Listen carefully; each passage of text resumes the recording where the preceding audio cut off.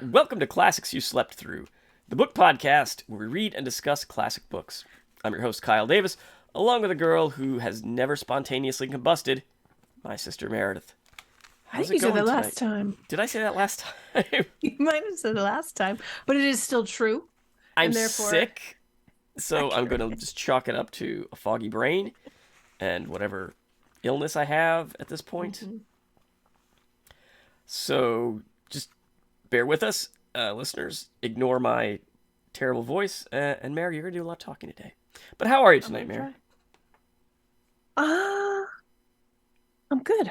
I'm good. I just there we go. Oh, I just got rid of my notes. I took so many notes. You'd be so proud of me. That's good. I don't know if you'd be proud of me, but I'm proud of me. I would, because my notes are pretty terrible.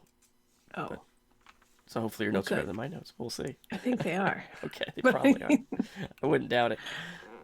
All right. So you want to get into this thing? I think so. I Okay. think I'm ready if you're ready. I'm ready as I've ever been. I mean, we first read these chapters back in November, so I think we've had plenty of time to stew on the first five chapters of Wieland here. Is that true? I thought it was even farther back than No, it was that. it was just early November when we did it.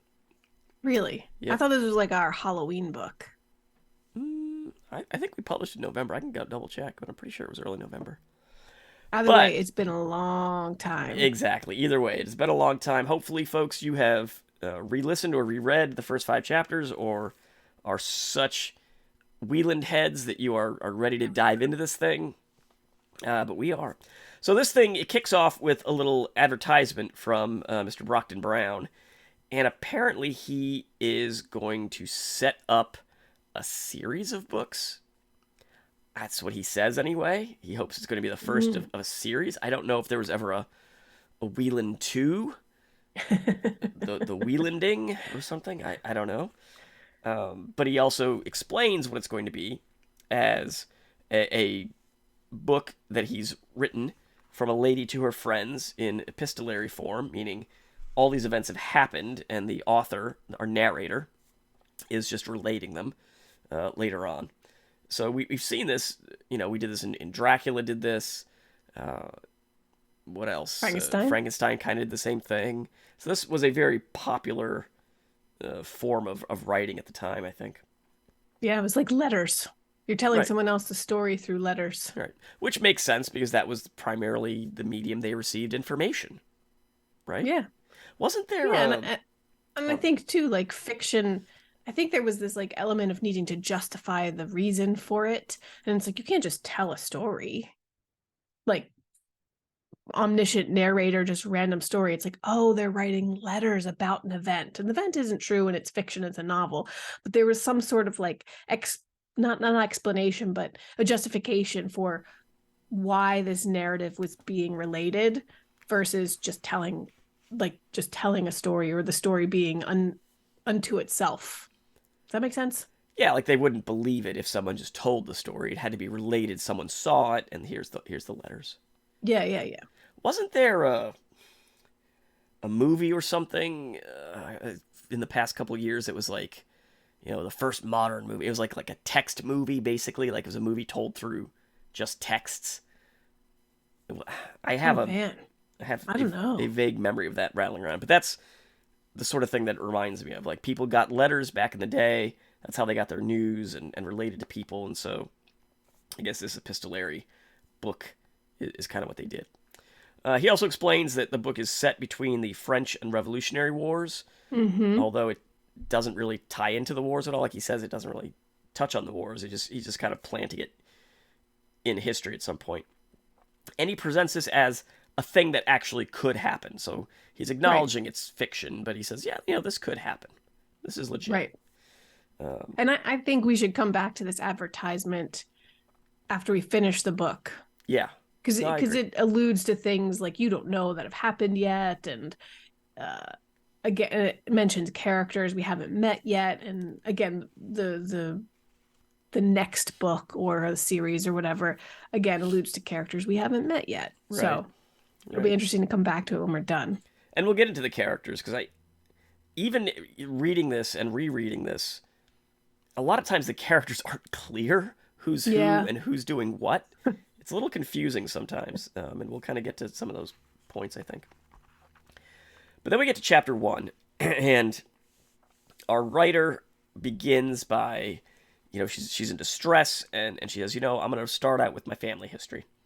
And she starts out with her grandfather, and he marries a German woman, and then he gives birth to a son. He does? Yes. Well, That's incredible. yes, I missed that part. this is plausible. Remember, the writer says it's plausible. Oh, I'm sick. Remember that. Anyway. Her grandfather marries below his class, so his family thinks he loses the approval of his family. Right. She gives birth to a son, who is our narrator's father. Correct.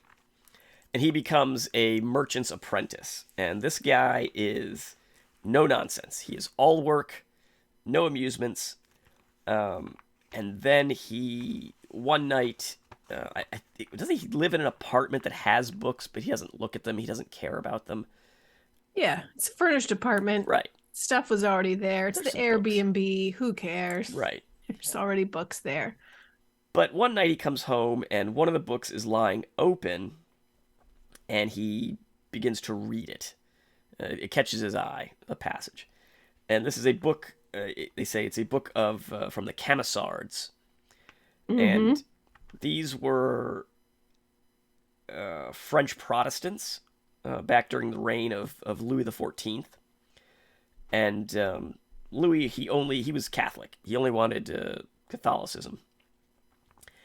And there was the Camisards were mostly peasants and rural craftsmen, and they touched off a lot of religious violence and atrocities for a few years. So, do you see any parallels with the modern age here? No. No. French Protestant militants is how they were described. Right. Huguenots, French Protestant militants. I don't know. A different day and age, I would have said that, like, well, it's not true if you know anything about history. People deep in certain religions can end up hostile and militant, but it feels closer than it used to when it was history books. Yes, most definitely. Well, anyway, her dad ends up getting interested in this stuff and begins reading the Bible, becomes rather religious. Because he reads what they've believed, and he says, well, if they believe this stuff, let me go back and read what caused them to believe this. And he starts to get into the Bible.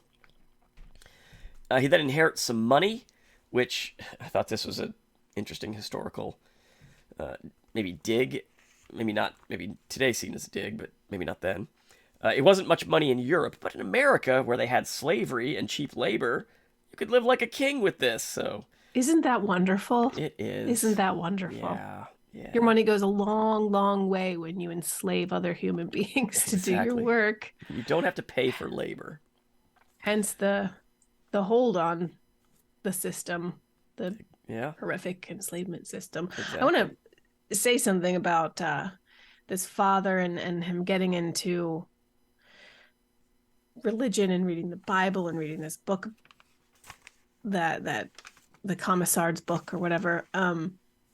The Wieland, the book that we're reading, says of him, because I imagined him on my first reading, I imagined him being like this devout, like going really in depth and really studying this stuff. But really it says his constructions of the text were hasty and formed on a narrow scale. Everything was viewed in a disconnected position.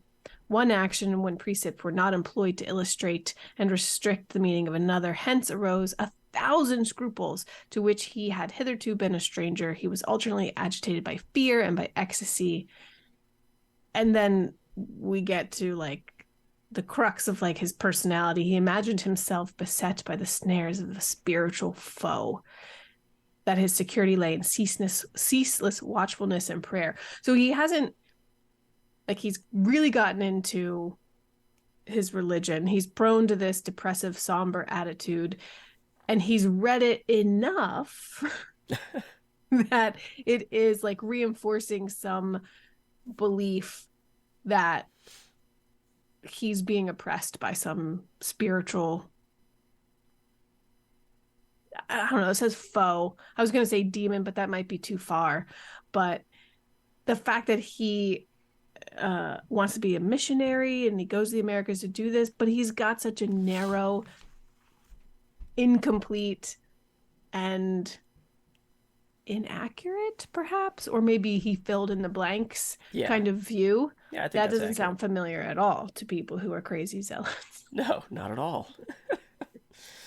Well, it's fun that you mentioned his religious mission because he does feel that he has this, and this is kind of a driving force in his life. Yeah.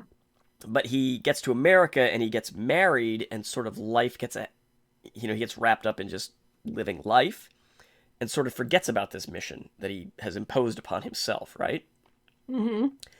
And this sort of becomes a source of guilt to him that pushes him forward. Like I was supposed to do this thing and I didn't, and now he feels the weight of not having done what he had thought he had to do. So So he's he tries to do it again.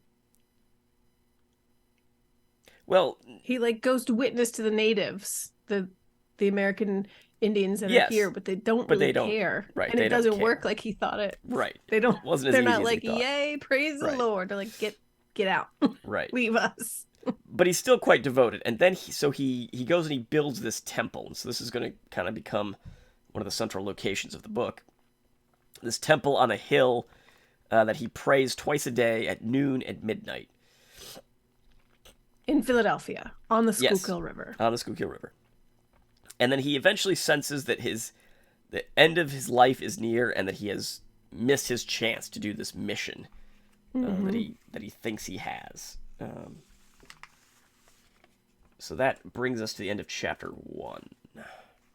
He also believes, like, that his, for some reason, his death is going to be strange and terrible. Perhaps because he also believes he is beset. I like Yes. that word, beset. He is beset upon by some strange foe. He's in their snares of this spiritual foe. Um, every time I read about his temple, I think of when you drive into the city on 76 and you see the Schuylkill and you see Boathouse Row, and then before the art museum there's like this area. I don't know if it's a restaurant or what it is. I know they do wedding receptions there because I've seen them, but I think of that little place, and I also think of Laurel Hill Cemetery, and they have little Right. mausoleums that overlook the city, and they Yeah. and I've pictured like a round gazebo in my head, and I Yeah. think there probably is one, but that's what I picture when I picture his temple. Like Yeah. it's part of what is now Laurel Hill Cemetery or something like that, which is a gorgeous place. Don't visit it in July when it's 90 degrees, but it is a really awesome uh, place to visit. Um, have you ever been there? I mean, I've been past. I haven't actually gone in, but I've driven past multiple times. It's really cool. Um, I mean, really ornate, really interesting, and Yeah. then and of course regular headstones. We were there. I was there with my friend Ryan years ago before he passed, and Harry Callis had died relatively recently. Oh Like yeah. his grave was still just dirt. Oh And wow. I think his grave is like a giant microphone. And then they've got Appropriate. like I think they've got like the blue seats from the vet like you Oh have nice. Okay. around there. I Nice. think that's an accurate recreation of my memory. I could probably Google it, but I'm gonna have to go check if it I'm out now. right, it's impressive. But if Yeah. I'm not right, I'm sorry. Definitely. All right. So that takes us into chapter 2, and one night, the the dad's brother, who's a surgeon, our author's uncle, he's hanging out at the house one night, and her dad is really disturbed. He's worried about something, but there's nothing physically wrong with him. It turns to be midnight. He goes to pray like he usually does, and suddenly everybody hears this explosion. The uncle rushes up to the temple. He sees that his brother is naked except for some slippers. He's got a bruise on his arm. His clothes have turned to ash. And while he's up there, the uncle sees like a light, an otherworldly light, and some foggy mist hanging around the temple. Yeah, a cloud impregnated with light. Right. It looked like fire, but it wasn't like going up like fire goes up. It was just there. Right. Hovering? I don't know. Yeah. So they get him back down to the house, and then the father dies that evening, a few hours later. Boom. Yeah. So this is sort of the inciting incident of the book, and this incident will loom large in the lives of our characters as we go. Yeah, and then the narrator's like, I'm not sure what I think of it. So she's 6 when this all happens. Mm-hmm. Okay. Yeah. Clara. That's our narrator. We learn that later. We do. For whatever. Well, this next chapter, chapter 3, we're to get into our actual sort of core characters. Yeah. So her mother dies shortly thereafter, and her brother falls in love with a neighbor, Catherine Pleyel. And Henry, Catherine's brother, becomes very good friends with, I don't know if it's ever mentioned, but Theodore. Theodore Wieland is, Wieland. Wieland. We're going to do this for the rest of every episode ever. Wieland. So Theodore Wieland is the brother. He falls in love with Catherine Pleyel. Henry ends up being close friends with Theodore. And then our narrator, Clara, she becomes very close with Catherine. So the 4 of them are sort of our core team, right? They're our Scooby Gang for this book. They're big fans of Cicero, and Henry and Theodore like to debate and recite and do all things. And the temple kind of becomes their hangout spot, right? Like which is weird. A little weird. Like, yeah, my dad exploded in this thing, but we're gonna just kind of chill up here. It's kind of nice. It's got a nice view of the river, you know. Put our bust of Cicero in here. We'll play a harp and eat and debate mispronunciations of words until our heart explodes like my father. Yeah. All right, so that's what you call it, chapter 3. There's not much going on there. Yeah, I mean, it sets up the difference between Pleyel and Wieland, which are Theodore and Henry. So they just go by their last names, and Clara and Catherine go by their first names. Whatever. Wieland, it sets up as very similar to his dad in like personality, but he doesn't choose religion as his like hyper focus. He chooses science and literature, hence the studying and arguing of Cicero and whatnot. But he's still prone to what like maybe not hyper focusing, you said, yeah. Despondency and despondency, like his father, I think. Yeah, and they do study religion. They know a lot about religion, but Clara, again, she's like, it seems pretty nice, but it doesn't like rule how I think the world necessarily works. Right. The same is true of Pleyel. His deep studies of religion produced, it said, only doubt for him, and he relies on his own sense of reason. So it's kind of setting up who's going to believe what when the things that happen start to happen, and who is prone to being sucked into the events of the book. Right. So, speaking of the events of the book, we get into chapter 4. We have a little time jump here. 6 years have gone by, and during the interim, Theodore and Catherine have gotten married, and they've had 4 children. 4 kids in 6 years. 4 kids in 6 years. Oh, Catherine. Oh, poor Catherine. Gotta get them out. The French and Indian War occurs, but they say, it's far away. It doesn't really bother us. So they sort of footnote that it happened. And then we get into a, very similar to Frankenstein and other books we've read. They adopt a 14-year-old girl who fled England with her mother. Well, she lived, like the mother fled and moved in with their aunt. Right. Who they also lived with because their parents died. Right. Which no mention of this woman up until this point. But hey, yeah, we're with this aunt. So as you can see, folks, if you're listening or reading along, it gets very confusing because things just sort of get mentioned and you're like, wait, what are we even talking about at this point? And Yeah. it's also at this point where this 14-year-old girl, uh, the book is very confusing on what her name is and what her mother's name is. Louisa Conway. Right. Maybe they're both named Louisa. I don't know, because it literally says her mother's name is Louisa, but then her name is Louisa. I don't Oh, know. Anyway, this girl, Louisa Conway. So she gets adopted by Theodore and Catherine. And then one night, um, this guy, Major Stewart, who was fighting up in Quebec, was wounded and came back to Philadelphia to kind of chill and recuperate. He sees the girl and he's very moved by seeing her. And it turns out, now we get another whole side story of him, his backstory. This guy that will we see him further in the book? I don't know. But apparently he had gone to London at some point and gotten married and fallen in love with this girl and had a daughter.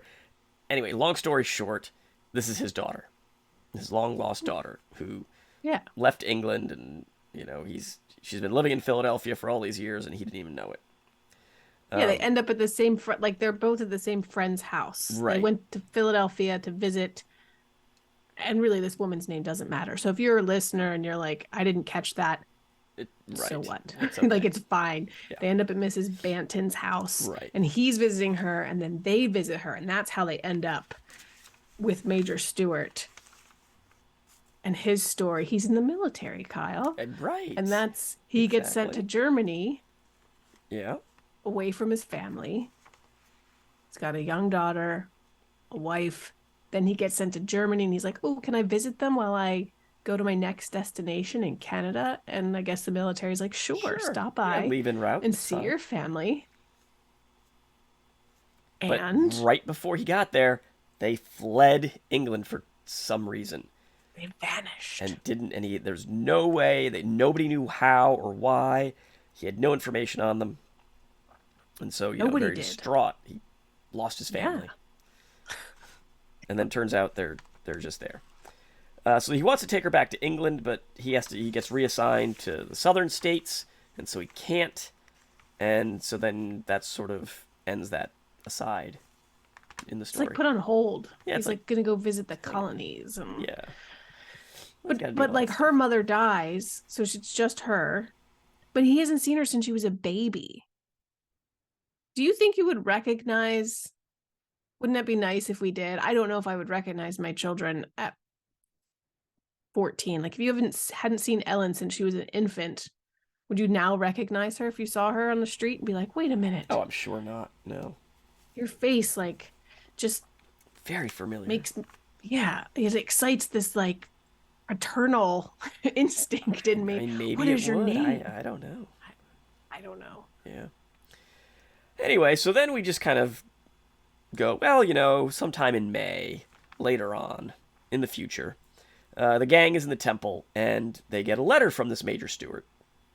And he's talking about a waterfall he saw on the Monongahela River, and, because Henry and Theodore, they like to argue. They start arguing about, well, this waterfall, it sounds like this waterfall. Well, I saw in the Alps once, and oh, it doesn't really.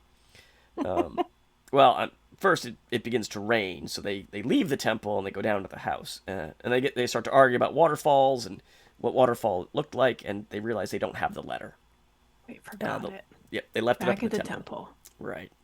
So in order to prove his point, Theodore says, "You know what? I'm going to go up to the temple and grab the letter, and I'll show you that this waterfall that I saw in the Alps is just like the one that he's describing." So he goes up to get it. When he comes back, he's just very. They can tell something's wrong. His face, just his aspect, is changed, and he tells them that he was climbing the hill to the temple when he hears Catherine's voice telling him not to go, that there's danger, and he looks around and she's not there. He doesn't see her, and so he comes back and he says, "Hey, did Catherine say anything while I was gone?" They're like, "No." Did she leave the room? No, she's been sitting here the whole time. So he's very disturbed by all this. Pleyel thinks it's all silly, so he goes up and he gets the letter and brings it back. But this event just really is very heavy on Wieland's mind, and he really ruminates on this as well as how his father died. So And then, Claire too sees some similarities between what's happening now and how her father died. right, Or anyway, she's starting to think like maybe that wasn't just something random. yeah, maybe there was some sort of Yeah, foul play, spiritual play. I don't know what you would something. call it, but And yeah. we, as the chapter closes, Claire is able to get him kind of alone and says, "Hey, what do you think really happened out there? Like, what did you think you heard or saw?" Yeah. And he just kind of vaguely says, "Well, there's probably 20 different theories, but it doesn't do any good to explain any of them now. So we'll just because Yeah. I can't prove any of them, so we'll just let it go." Let's not talk about it till we have something concrete. Right. He Let's doesn't not want to speculate. expatiate on them. Right. Right. I love that word. Actually, I never heard it before this book, but it's a good word. That's a good word. Expatiate. That's the end of chapter 4. That is. So that brings us to chapter 5, our final chapter in this section. And this one is a very interesting and odd chapter. It kind of rambles and meanders a little bit as well. It's a very wordy book. Like, it takes a lot of So wordy. words to kind of get to the meat of what's actually happening. Yeah. So somehow Pleyel, through his contacts in Germany, because he has a house there and whatnot, so he has some ties to Germany. He discovers that Theodore Wieland has an inheritance in Germany through some convoluted inheritance laws. Theodore is like the only male relative remaining to this property, and so he can go to Germany and take possession of it if he wants. And Pleyel's all for Lusatia, this. right? Lusatia? Yes. Lusat? Yeah, Yeah. Lusatia. And Pleyel's all for this. He's like, hey man, this will be great. I've got a house in Germany. I actually have this woman I want to marry over there, and her boyfriend just died, so it's Woo! the way is clear for me. So why don't we all go to Germany? You take possession of this land, and then we'll all hang out and have a good time like we do here. And he says, think if you could do so much good with all this wealth and this land. And Wieland is like, nah, he's not having it. He's like, it's going to be a lot No. of work. Power and money corrupt. I am comfortably wealthy here. I don't want to be on a ship for months to get to Germany. That's going to be uncomfortable. I'd rather just stay here. I'm totally with Wieland here. It's Yes. like, you want me to go somewhere other than my comfortable home where I feel Yes. you want me to do extra work. And in fact, I could be uncomfortable for quite a long time, Yes. especially because I'm going to be in a boat. I get sick on the boat, or at least I get sick on any form of travel. I'm like, oh, I'm going to get sick. I get air sick and car sick and boat sick. I don't get couch sick. I just sit on the couch. I'm perfectly fine. So I don't blame him. He likes Philadelphia. He likes Pennsylvania. He doesn't want to leave. He doesn't care about this land. Lyle's really unhappy that he Right. doesn't want to go, and he continues to hatch plans and continues to try to Exactly. convince him.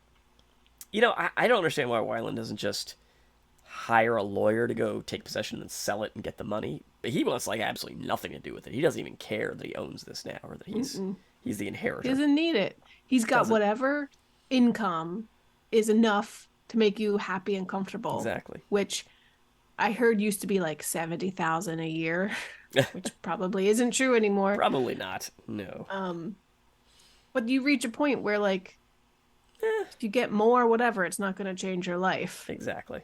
If you have significantly less, that would be bad. But he's in the sweet spot, man. Exactly. As someone who didn't have a job and now does have a job, I totally get it. It's like I'm good. Do I need to make more? No, I'm fine. I'm perfectly happy. It's all good. Job's comfortable. I live close. No commute. I'm good, man. I'm good. Right? Exactly. And you're in a state. You're in the one or the best state. It's a good state. It is. It's a good It's a state. good state. Um, but anyway, so I can kind of understand Pleyel here, though. Like, you know, if he went to Germany, that's basically cutting off communication with his friends. It's not like Yeah. nowadays you can text, you can email, you can video chat with someone. We're never apart from anyone anywhere in the world. And when he leaves to Germany, he will never see these people again. That's it. No. Over with. Maybe once. Maybe. maybe no, yeah, nobody's traveling really back and forth for the holidays. Here's my No, certainly not. 3 month boat ride to I visit for just, Christmas. yeah, I can't imagine how people did that back then. Like the amount of time. Now we get in a plane and you can be in Germany in, 10 hours or something. It's a direct flight Yeah, from people were New gone for York. years with no word or very Right. little word. Or like And Plael this is here this has yeah, this is been, Pleyel's he's, issue. he's checking every boat that comes in. He's like, and he's overthinking this woman that he loves. She should have sent a letter, and the way from her town to Hamburg to wherever to get the letter here. That's an easy route. It shouldn't have gotten tied up. I mean, he's just not getting these letters every time a boat comes in. It's driving him crazy. He's freaking out. He thinks she's not into him anymore. Right. And he's like, I got Or to get over there because maybe she's not something's into me. happened to her. Well, we shall see. Well, Yeah, we shall see. So anyway, he keeps trying to get Henry or Theodore to come with him, but it's just not working. So one night he says, I'm really gonna put the pressure on. Says, hey man, why don't you and I let's go take a walk. So they go out and they take a walk, and they thought they were just gonna take a stroll around up to the temple and then come back and chat about this plan. It turns out they're gone until midnight. So they're just out walking all night, and the girls are sitting at the house waiting. So but when they get back, there's sort of an odd look on their faces. So they're at the house, and then Theodore takes Catherine and Louisa. They go home. So Clara's got Pleyel there by himself. She says, "Hey, what happened?" And he's disturbed. He said they heard a voice out there.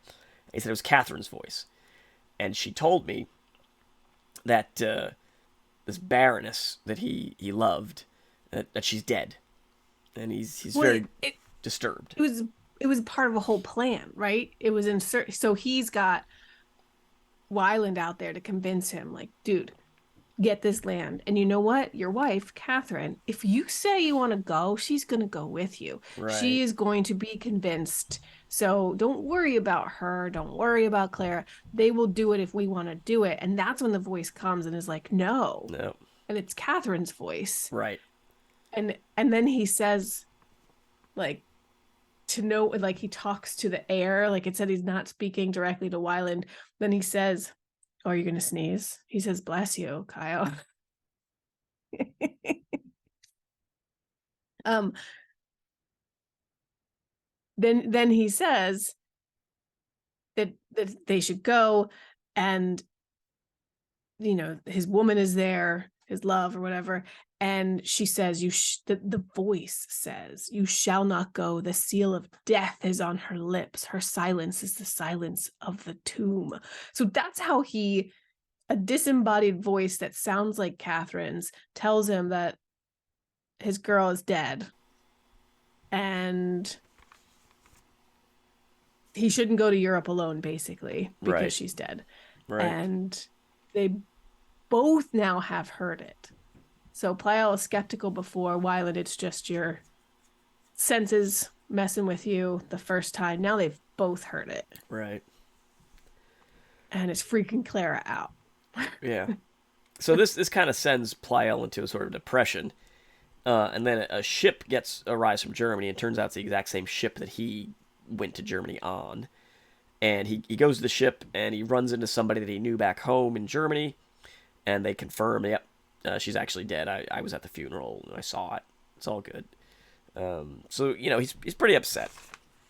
Eventually, he kind of comes back to the group, but he's not his same exuberant self. He's kind of a subdued version of himself, and that's Yeah. where we sort of leave things at the end of chapter 5.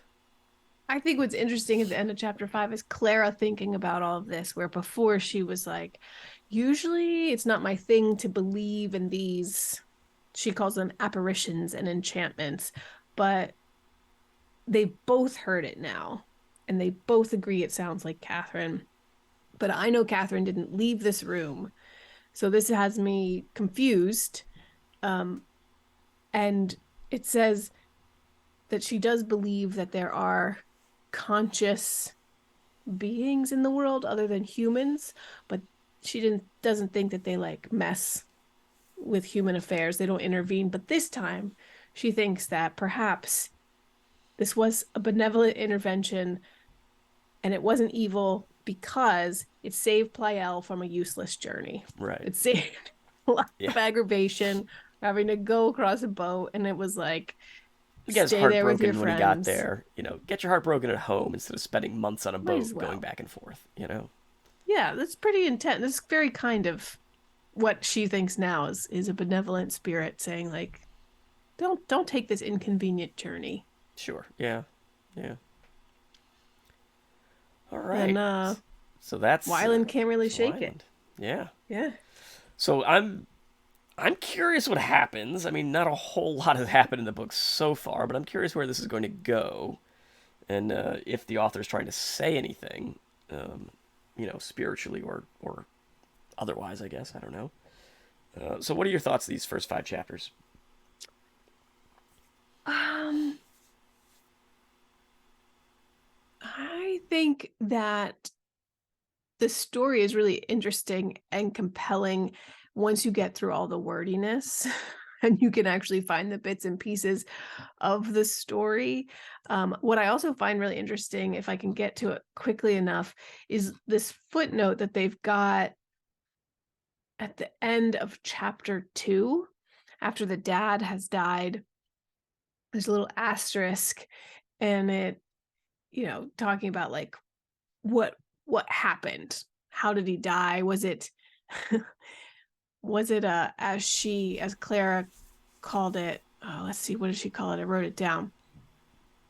The irregular expansion of the fluid that imparts warmth to our heart and our blood caused by the fatigue of the preceding day. Like, did he explode from Sounds like from from this, fatigue. And it says, speaking of the father's case, a case in its symptoms exactly parallel to this is published in one of the journals of Florence. See likewise similar cases reported by Monsieur, can't pronounce it, Morel and Murray in the Journal of Medicine, Journal de Médecine for February, May 1783. The researchers of Maffei and Fontana have thrown some light upon this subject. So whatever is happening at this period of time, this irregular expansion of fluid that makes you explode. He's like, no, this could really This happen. is Here's legit. my footnote. Look at People the have seen Journal it. de Medicine. Yeah. And there was a short period of time when I was a kid where I was literally afraid of spontaneous combustion and thought that this could be a thing. And maybe I'm wrong in thinking that it's not anymore. I have a very vague memory of when I was 6 or 7, watching something, some short or some skit or something. I want to say it was on Nickelodeon. I'm not exactly sure. On spontaneous combustion. I have just a picture of, like, it had to be British now that I'm thinking about it. Like, but a person walking off a bus and then they explode. And then there was like people by like feeding ducks at a lake, and one of them just explodes or something. I don't know. It had to be some like sketch program or something. I'll have to see if it. I don't know. Searching for spontaneous combustion. So you don't think it was the news? You think it was? No, it was definitely a humorous program. But as in my little kid brain, I was like, "Is this Oh real? yeah. Does this Oh happen? yeah. People just explode?" Oh, I totally thought. There's a great Incubus song about spontaneous combustion. Oh, okay. Well, there you go. It's a good song. I think it's on, is it on Science? Um, it's like spontaneous combustion, woe is me. I was like, yeah, yeah, woe is me. I, I used to think that I don't know what order of programming it was, but whatever we watched on like Fridays or so, I don't know.